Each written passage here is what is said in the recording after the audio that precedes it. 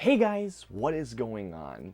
Welcome back to the latest movie review from us here at FlickDirect. And for today's movie review, I'm here to talk to you all about Ghostbusters Afterlife. So Ghostbusters Afterlife is a sequel to not 2016's Ghostbusters, rather is the sequel to 1989's Ghostbusters 2, and in Ghostbusters Afterlife we follow this family who moves into essentially this abandoned house in the middle of nowhere. We found that this family, after some course of time, they just might be related to one of the Ghostbusters. That's all I can really say because I have to be very careful with what I'm about to say in terms of the plot. I love Ghostbusters. Ghostbusters, the original film, was one of my favorite films of all time.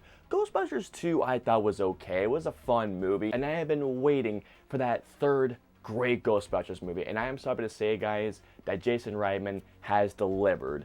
This movie is great. Ghostbusters Afterlife, in my eyes at least, is the movie that Ghostbusters fans have been waiting for. McKenna Grace steals every single scene that she is in.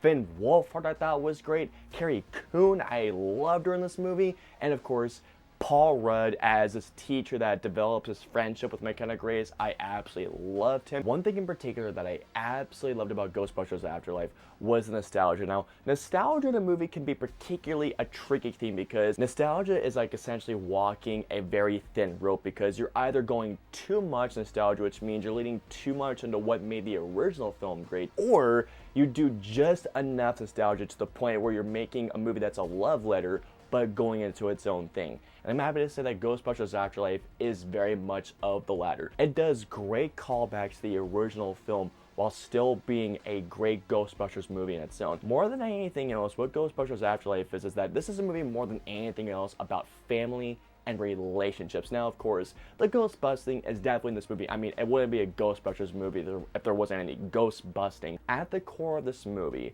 is a movie about a family and about relationships that they have. And that's all I can say because if I say anything more than that, it's going right into spoiler territory. But let me tell you guys right now, the story of this movie is so heartfelt and has just enough nostalgia without relying too much on the legacy of the original Ghostbusters without having it to be on its own thing. When everything starts going into that crescendo of the third act is beautiful. The musical score was great, the visual effects are incredible, and I'm telling you guys right now, okay, there is a particular part in the third act I was in tears. As a person that loves the original film, I was 100% satisfied with Ghostbusters Afterlife. This is a movie that I definitely think will not only satisfy fans of the original film, but if you even haven't seen the original film, if you're a brand new fan of this franchise, I definitely believe that new fans will love this movie as well. Ghostbusters Afterlife is a terrific movie, and this will definitely be one of my favorite movies of this year. I hope you all enjoyed my review of Ghostbusters Afterlife. If so, please hit that like button, also share, and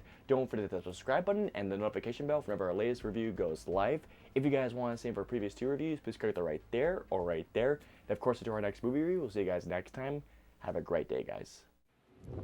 Hit like, smash subscribe, and get notified for when our reviews, interviews, and news go live.